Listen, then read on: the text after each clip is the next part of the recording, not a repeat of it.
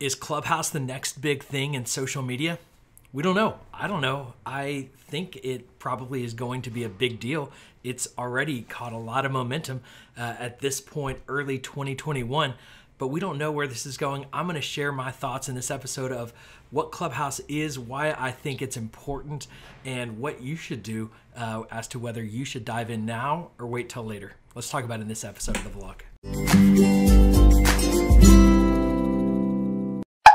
Hey guys, I'm Nils Smith, your social media guide, and I'm so glad that you're watching this vlog, and we're going to talk about Clubhouse here.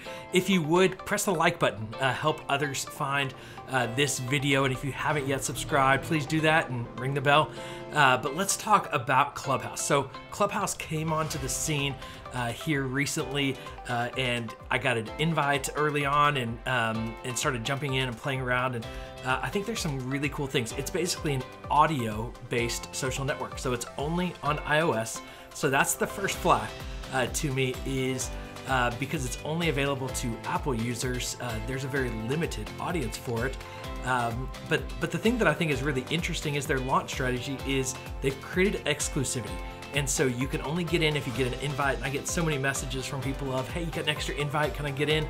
I want to get into this. There's always something about exclusivity. And we saw this with Facebook when you had to have a college email account, and then when they opened it up, everybody flooded in, and or if your college got it, then so exclusivity really does help in a launch, and they're steadily building their audience so they're not flooding the platform so it crashes, but they're building it for stability.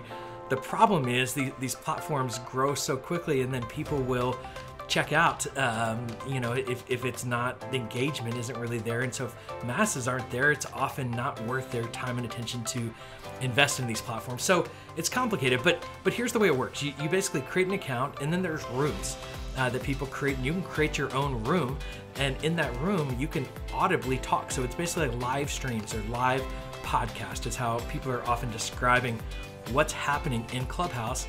And then in your room you can talk and everybody listens, and then people can raise their hand, and you can allow them to ask a question, or you can invite other people on stage, and you can have multiple people on stage, and you basically have a conversation. And these conversations are lasting hours and hours and hours. They say a room doesn't actually catch momentum typically until 3 hours into that room. Now, there's been some interesting rooms where Elon Musk has jumped in and had some conversations about Robinhood, and there's been some surges in unique situations, but generally speaking, a room takes a long time to develop and kind of catch traction.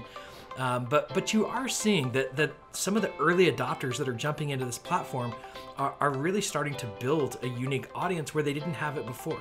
And so if you think about a new platform like Periscope, when that came around, if you jumped in early, you could build a really large audience. It required a big time investment, but you were able to build that audience because Periscope was getting so many new users, and they were looking for people creating content, and they were able to send those people to you. If you were one of the few people actually creating content, figuring that out quickly.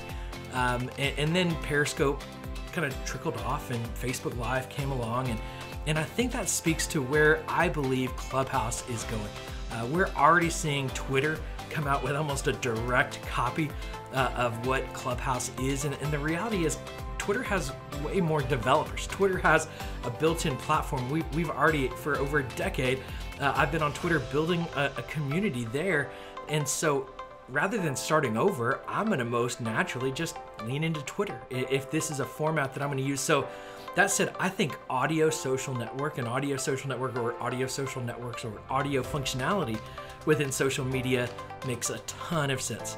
And I think it's a great concept. But I think we saw things like Meerkat when Periscope and Meerkat were kind of those first two live streaming video platforms.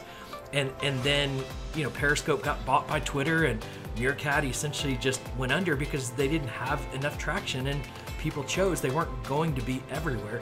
And so if I were to guess where this is going, I believe Clubhouse is either going to get acquired or they're going to get copied, and then that will limit the engagement there. So it might develop still a niche community there, but I really don't see this as a platform that's going to be around as is for a long time. I'd love to be wrong. I'd love to see a new platform come along and Facebook not just swallow them up or copy them. But I really struggle to see that happening. So whether you should invest or not at this point, I think depends on how much time you have.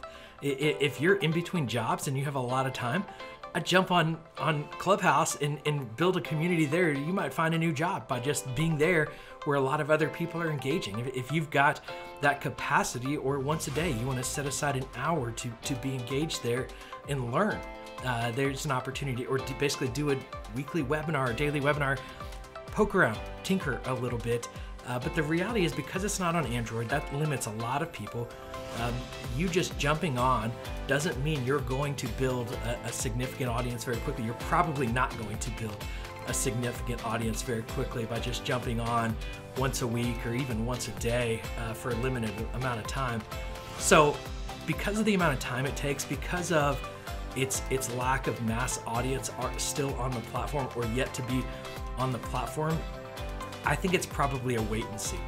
I think it's worth, if you get an invite, to learn the functionality. And so just like we would learn Snapchat, and then that Snapchat functionality came to Instagram, and the value of many of our investment in Snapchat came from the learnings we had from using Snapchat to then be able to use Instagram stories so quickly and easily. And so I think there's going to be value in the learnings, but I don't necessarily believe there's going to be value in building an audience and what it takes to build an audience on Clubhouse. So I think there's going to be a select few that get a lot out of Clubhouse in this initial launch surge and attention grab. But I think for most leaders, there are other platforms that are going to be a better ROI of your time. But let's see where it goes. I'd love to know your opinion. Leave me your thoughts in the comments. Let me know, do you agree? Do you disagree? Are you loving Clubhouse, or are you confused by Clubhouse? What do you think? I want to know. Thanks so much for watching. Make sure you hit that like button, hit that subscribe button, give this a thumbs up, and we will see you again on the next episode.